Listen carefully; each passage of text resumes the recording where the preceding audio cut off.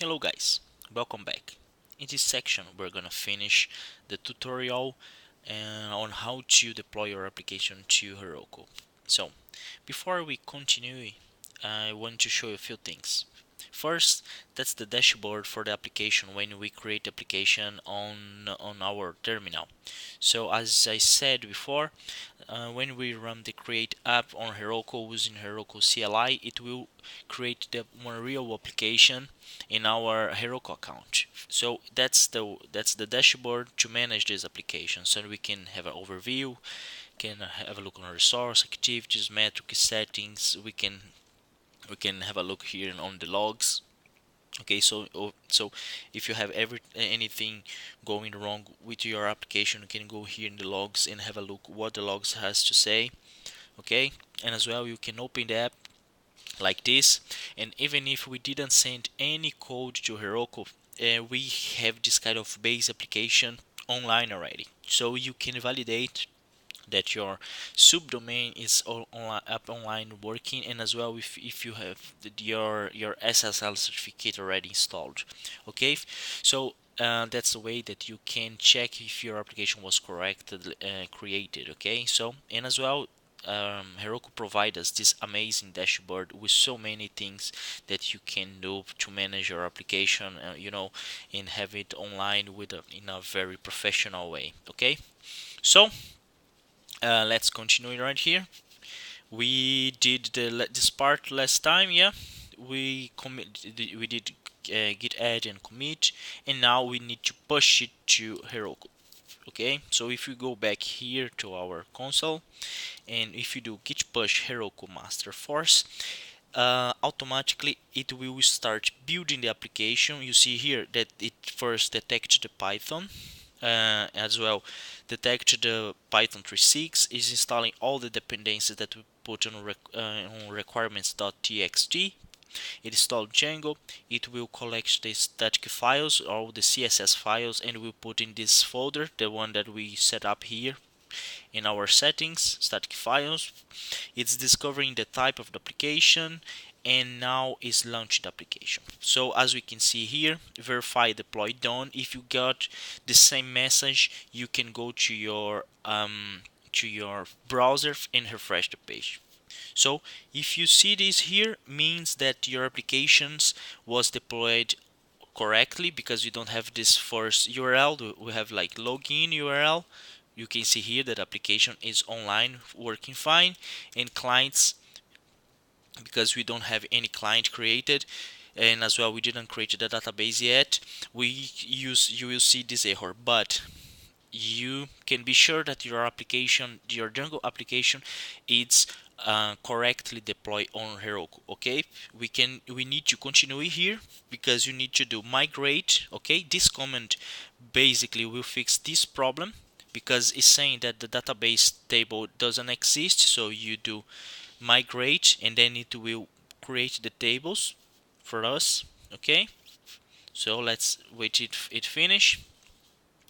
And as well we can create a super user for make us able to log in. So as you can see here, all the migration files was executed correctly, and now we can create the super user. Okay, so basically this Heroku run is remotely executing the commands from our machine straight away inside the Heroku environment. So we put admin, no email. I put my password. Okay, here we go. Super user created successfully. If we go here now, and if we refresh the page, we don't see the problem anymore. To do a new client, I need to log in. So I do login now, and here we go, guys. The score is working correctly. So let's create the client one, salary, email, photo,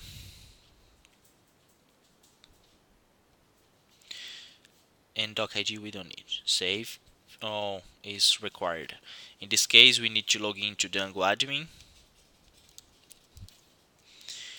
unless you have already implemented the CRUD for Doc ID, I need to create a doc ID from Django admin. See that the Django admin is working okay as well, so it's very nice. Okay, so we can refresh the page now, and then we can select now the document ID. Okay, salary, email. The photo would not work out of the box. In this case, we need to implement one extra bucket for media file, but we're going to talk about it later. Don't worry. Save, valid date. Where's the date? Date per. Okay, I think it's like this. Okay, and save. Oh, here we go. So the client was correctly inserted into the database. I can edit it and save. I can remove it and delete. I can do logout. And excellent, guys, is everything working perfectly as expected. Okay, only thing that is not working, let me show you. When we, okay, let me log in again. When we create a new client like this,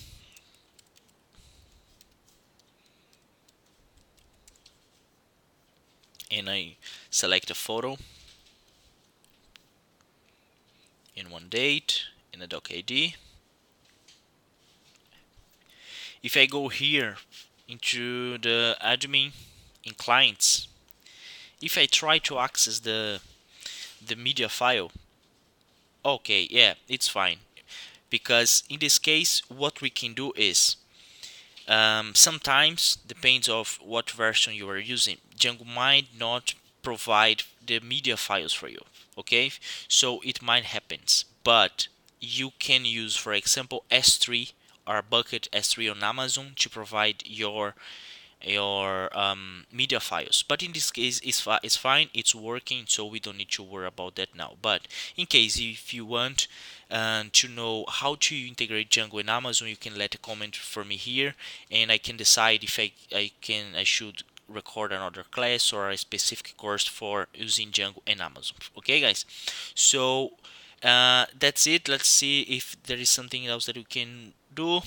Okay, for example, if we access this first URL here like this, you can see that we're going to have a 404 page. It's because our debug is true like this. Look, the bug is true, but it's not a good idea. Oh Jesus. Okay, let's dismiss this message there. It's not a good idea working with debug true. Okay, so we can change the debug to false, and then we're not going to see this message anymore. Okay, because Django should not be showing for everybody like this sensitive information for our project. So what we can do is we copy it here and paste. Wait for a second. False. Okay, when we set false, Django will export this information to Heroku, and then if we, where is that here, if we update this page, you not see that page anymore. So you should not put any application online on production in a real world with the bug true. Okay, just in the for development purpose while we are testing or debugging problem. Okay, guys. Okay, so that's it. We finally have our application online, up and running correctly with everything that we need to do. And then I hope you got the same result in your machine. Okay, if not, follow this tutorial again from the beginning, because it's normal to have like you might make any many mistakes, or you might skip any settings or misspelling. It's very normal when you are starting with a new technology, so don't worry about that. Do it as many times as you need, and if you couldn't solve any problem, please let your comment here in this class that I'm going to help you. Okay, I hope you enjoyed this class, and I will see you next time. Bye bye.